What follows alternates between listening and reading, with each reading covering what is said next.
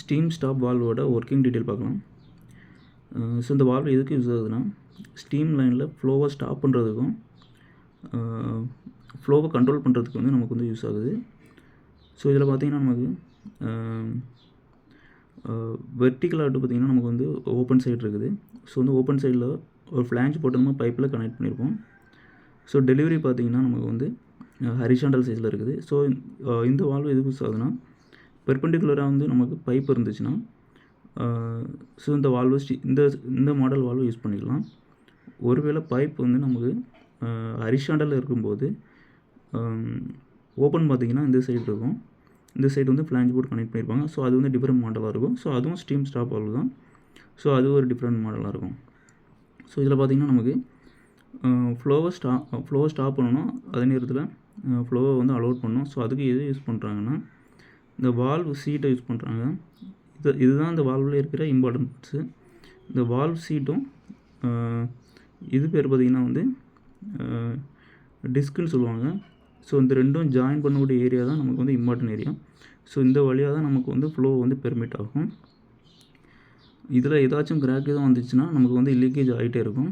So வந்து இப்போ வந்து இதை ஓப்பன் பண்ணும்போது நமக்கு இந்த சீட் வந்து மேலமாற போகும்போது ஃப்ளோ இந்த வழியாக போய் நமக்கு வந்து அவுட் டெலிவரி ஆகுது. ஸோ இப்போது இந்த சீட்டு வந்து மேலே போகணுன்னா அதுக்கு நம்ம எது யூஸ் பண்ணுறோன்னா, ஹேண்ட் வீல் யூஸ் பண்ணுறோம்.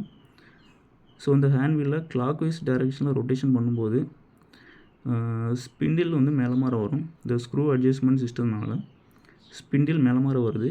ஸோ இந்த ஸ்பிண்டிலையும் இந்த வால்வ் சீட்டையும் வால்வ் டிஸ்கையும் நம்ம இந்த பால் சிஸ்டம் மூலமாக கனெக்ட் பண்ணியிருப்போம்.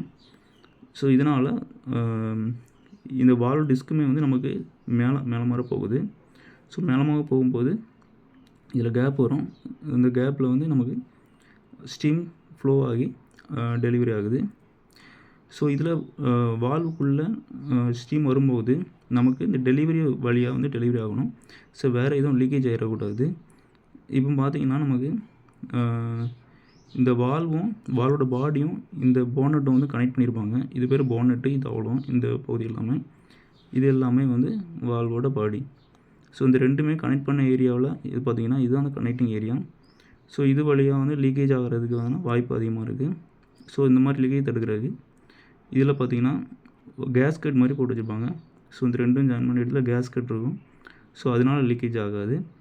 அடுத்தது பார்த்திங்கன்னா இதில் லீக்கேஜ் ஆகிற வாய்ப்பு இருக்குன்னா, இந்த ஸ்பிண்டிலும் பாடியும் வந்து பார்த்திங்கன்னா வந்து கனெக்ட் ஆகிற இடத்துல இதில் வந்து கேப் வந்து இருக்கும். ஸோ இதில் லீக்கேஜ் ஆக வாய்ப்பு இருக்குது. ஸோ அதை தடுக்கிறதுக்கு இதில் கிளாண்ட் பேக்கிங்னு சொல்லுவாங்க. அதை வந்து இதில் வந்து போட்டு வச்சுருப்பாங்க. ஸோ கிளாண்ட் பேக்கிங்னு ஒன்றும் இல்லை, ஒரு ஃபைபர் மெட்டீரியல் தான். ஸோ அந்த ஃபைபர் மெட்டீரியல் இதில் வந்து ஸ்டிக் பண்ணி வைக்கும்போது லீக்கேஜ் இங்கே வராது. ஸோ அந்த ஃபைபர் மெட்டீரியல் பார்த்திங்கன்னா நமக்கு வந்து நல்லா வந்து ப்ரெஸ் பண்ணி வைக்கணும்.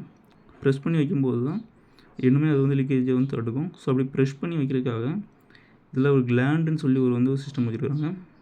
இந்த கிளாண்ட் சிஸ்டம் என்ன செய்யணும்னா, இந்த ஃபைபர் மெட்டீரியல் அப்படி ப்ரெஷ் பண்ணி வைக்கும். ஸோ அதனால் இன்னுமே இதில் வந்து லீக்கேஜ் வந்து நமக்கு ஆகுது. ஸோ அடுத்தது பார்த்திங்கன்னா இதில் வந்து ஒரு யோக் சிஸ்டம் இருக்குது. ஸோ இந்த யோக் வந்து எதுக்கு யூஸ் பண்ணுறாங்கன்னா, வால்வோட ஒரு பேலன்சிங்காக தான் யூஸ் பண்ணுறாங்க. ஸோ ஒரு பில்டர் போட்டு அதில் வந்து ஒரு யோக் சிஸ்டம் இருக்குது. ஸோ அது இருக்குன்னா வால்வோட பேலன்சிங்காக.